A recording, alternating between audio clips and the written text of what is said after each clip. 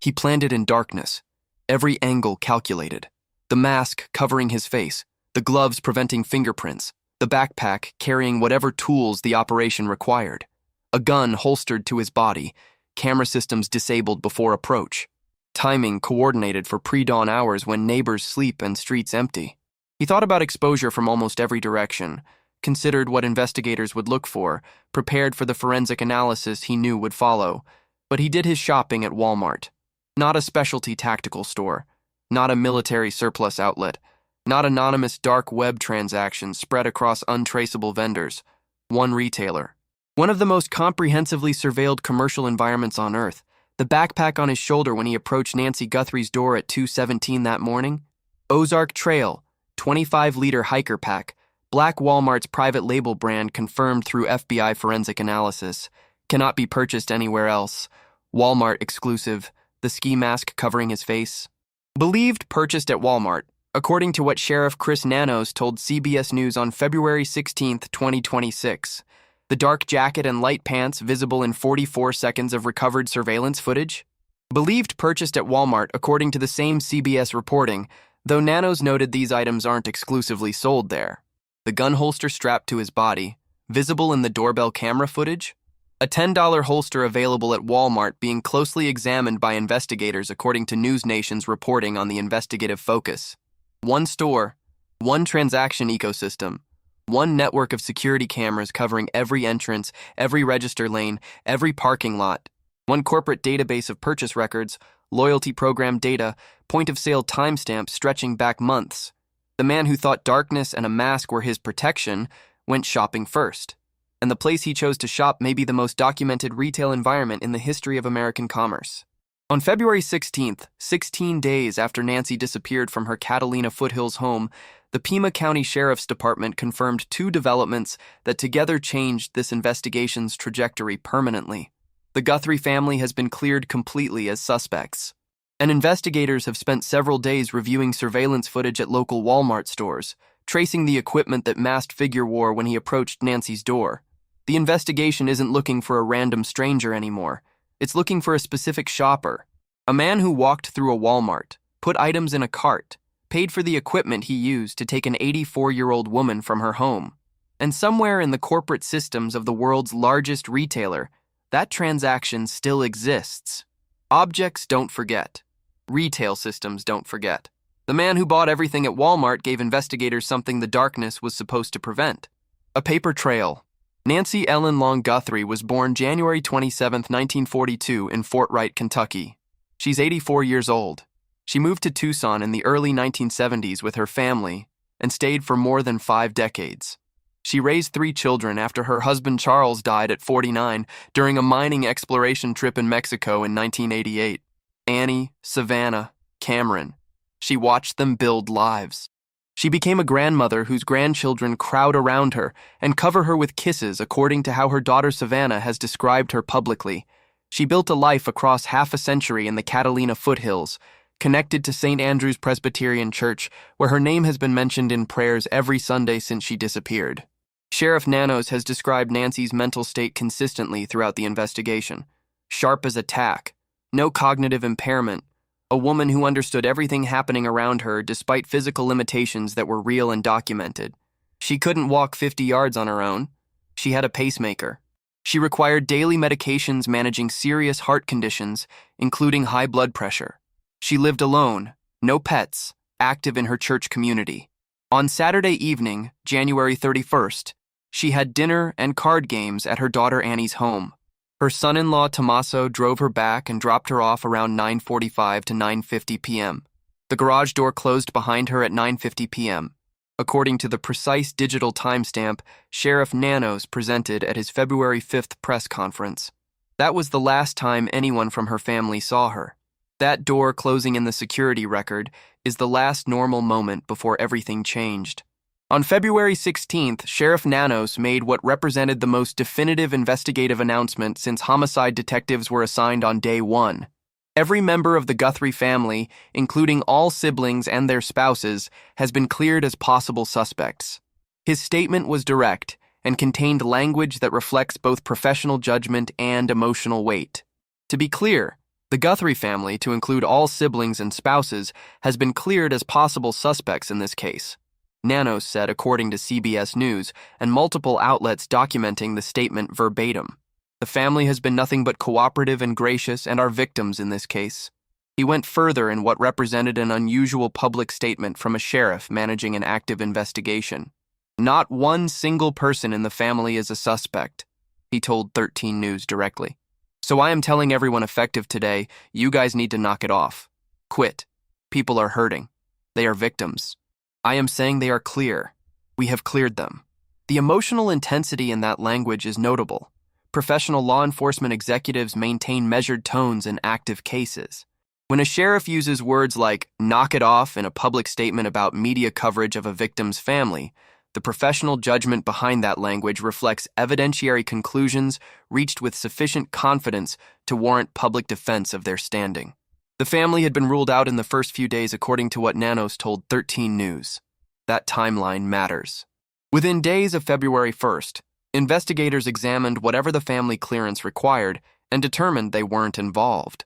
The subsequent 2 weeks have been focused entirely outside the family circle. This clearance redirects every investigative resource that might have been allocated toward verifying family alibis or examining family financial records. Every analysis that considered family involvement can now be reframed around an outside actor. ABC News reported that sources familiar with the investigation indicated investigators were also leaning away from Carlos, the delivery driver detained and released in Rio Rico on February 10th, and the individual whose home was searched during the SWAT operation on February 13th.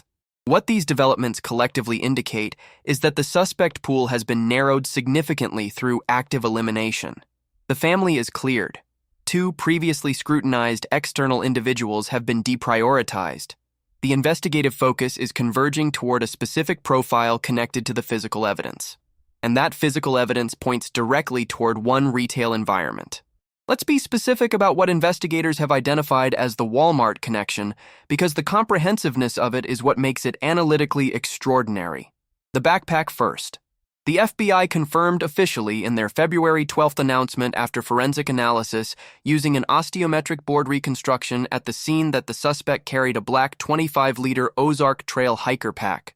Ozark Trail is Walmart's private label outdoor brand. This product is sold exclusively through Walmart. It cannot be purchased at any other major retailer. Doesn't exist in outdoor specialty stores or sporting goods chains. One retailer, one transaction system, one purchase database. The ski mask. Sheriff Nanos told CBS News on February 16th that investigators believe the mask worn by the suspect in the doorbell camera footage was purchased at Walmart. Walmart sells ski masks. A specific style visible in the footage is consistent with products available through Walmart's retail channels. Investigators have spent several days reviewing surveillance footage at local Walmart stores, according to the same CBS reporting. The clothing. The dark jacket and light pants visible in surveillance footage are believed to have been purchased at Walmart according to what Nanos told CBS News, though he noted these items aren't exclusively sold there. The specificity of their investigation of Walmart footage suggests they have a working theory about where the suspect acquired this clothing. The sheriff acknowledged the Ozark Trail backpack is the only item definitively identified at this stage, according to what he told the Associated Press on February 16th, but the clothing is under active investigation for its retail source. The gun holster. This detail has received less public attention than the backpack, but represents potentially significant evidence on its own. A gun holster was visible in the doorbell camera footage strapped to the suspect's body.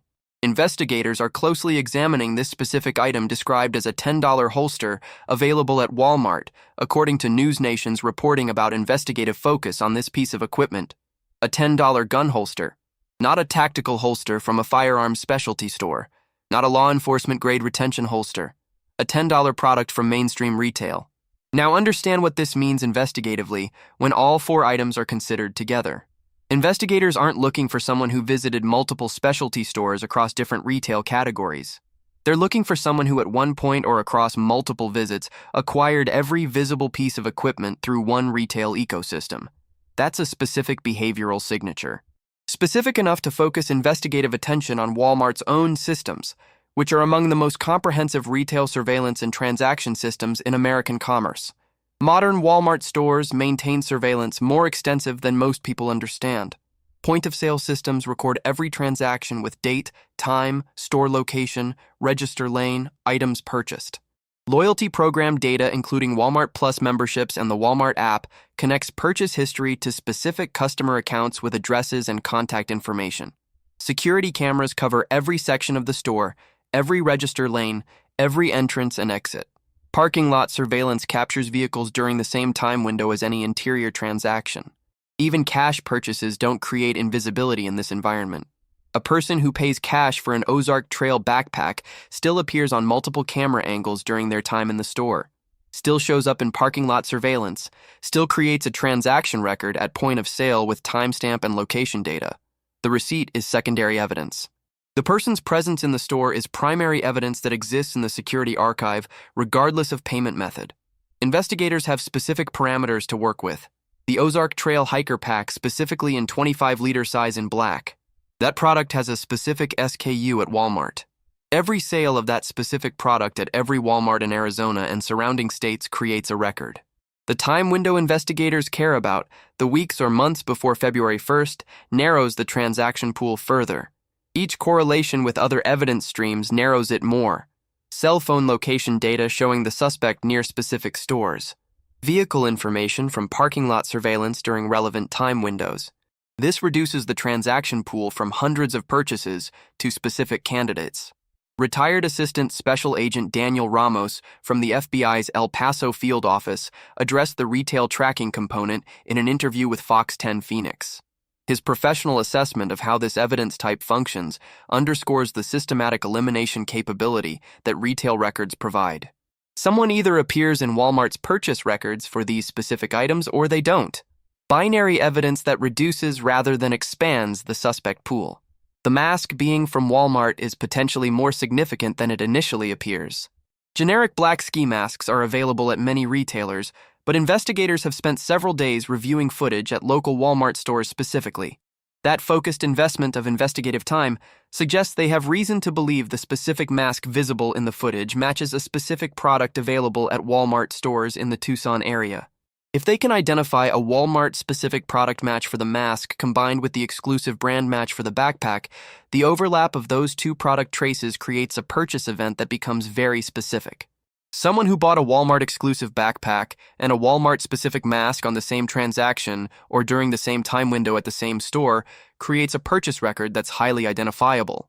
The probability that two unrelated people bought those specific items at the same Tucson area Walmart in the same time window before February 1st is low.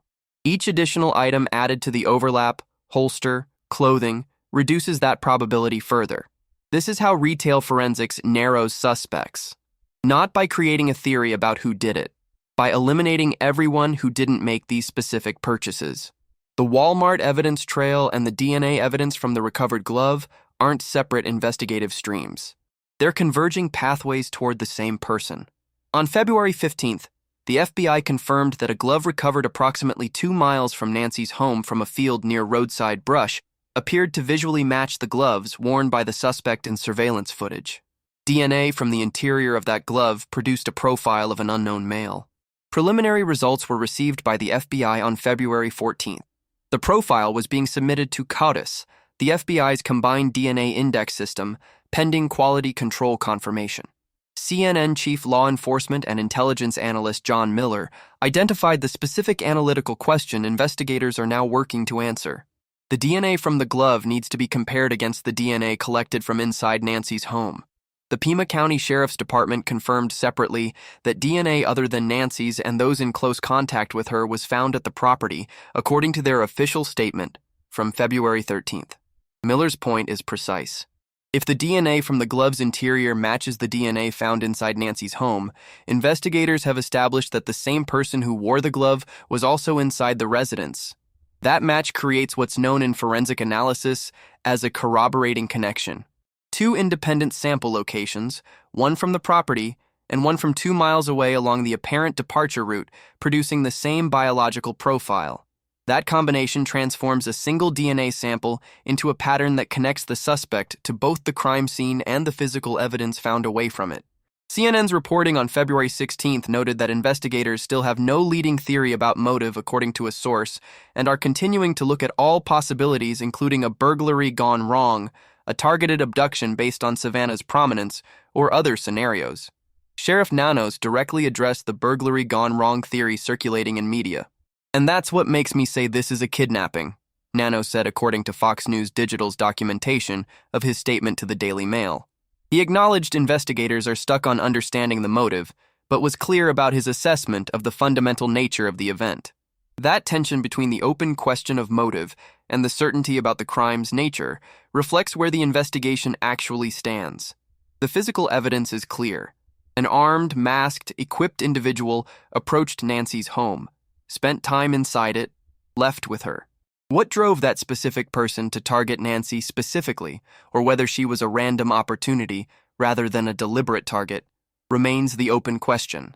But the DNA evidence, once CODIS returns results, may answer more than just identity.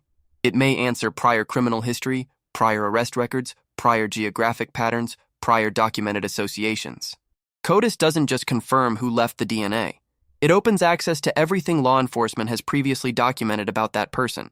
And if the CODIS profile doesn't return a direct hit, forensic genealogy through third-party databases begins the process of identifying biological relatives, which can lead investigators to a specific person even without prior criminal history. The combination of Walmart purchase records and DNA identification creates a two-track verification system. If CODIS identifies the suspect through prior criminal history, investigators can immediately check whether that person has transaction history at local Walmart stores for the specific items documented in footage. If Walmart Forensics identifies a specific purchaser, investigators can compare that person's DNA against the unknown male profile from the glove.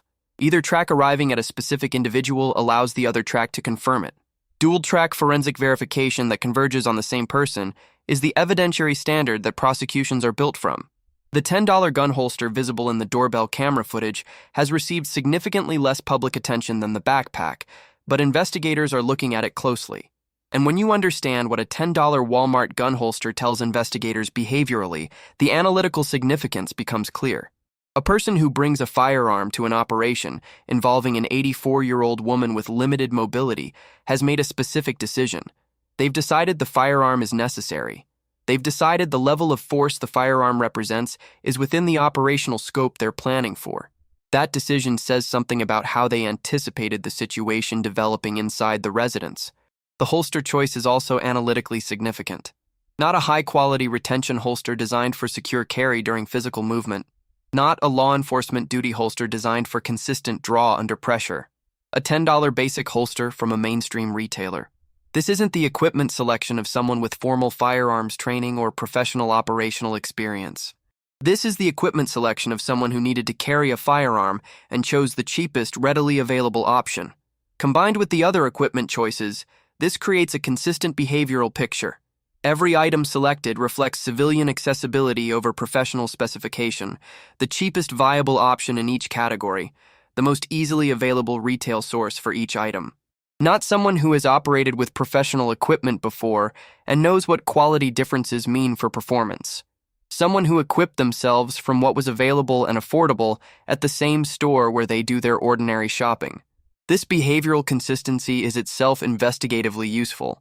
It narrows the profile away from people with backgrounds that would generate different equipment choices. Military veterans who have used actual tactical holsters wouldn't buy a $10 option for an operation. Law enforcement professionals who understand quality retention holsters wouldn't select the cheapest available product. Professional criminal operators who invest in quality equipment because their operations depend on it wouldn't use Walmart consumer products as their operational kit. The $10 holster says civilian, practical, cost-conscious, not trained, not professional, not experienced enough to know the difference quality makes. And a $10 Walmart holster, like every other item in the suspect's kit, creates a transaction trail, a purchase record, a camera angle in a retail environment, a moment when a specific person with a specific face walked through a specific store and put a specific product in a cart. That moment still exists in Walmart systems. Investigators are looking for it. Between 40,000 and 50,000 tips have been received by investigators in the Nancy Guthrie case as of February 16, 2026, according to what Pima County Sheriff Nanos told NBC affiliate KVOA, as documented in multiple outlet reporting. Earlier in the same day, he cited over 30,000 tips routed to both his office and the FBI. The number was climbing. That volume of public response is extraordinary.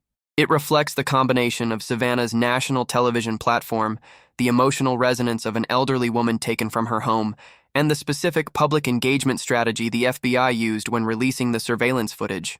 Rather than simply releasing images and hoping for tips, the FBI provided actionable details that the public could recognize.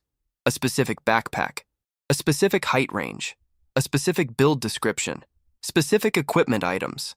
Public recognition creates different memory pathways than general awareness. Someone who sees a news story about a missing person retains general awareness. Someone who sees a specific product they've previously encountered in the possession of someone they know in a context that now makes sense contacts investigators with specific information. The Ozark Trail backpack is the clearest example of this pathway. Millions of people saw the footage. Some of those millions have seen that specific backpack before, not in a store, in the possession of a specific person, at a specific time, in a context that combined with the footage created a connection that didn't exist before the footage was released. That connection is why tips that followed the footage release produced 4,000 calls within the first 24 hours, according to what the sheriff's office documented. The footage created specific recognition opportunities that general missing person awareness cannot generate. The Walmart clothing information released on February 16th, specifically the mask and other items being from Walmart in addition to the backpack, creates another wave of specific recognition.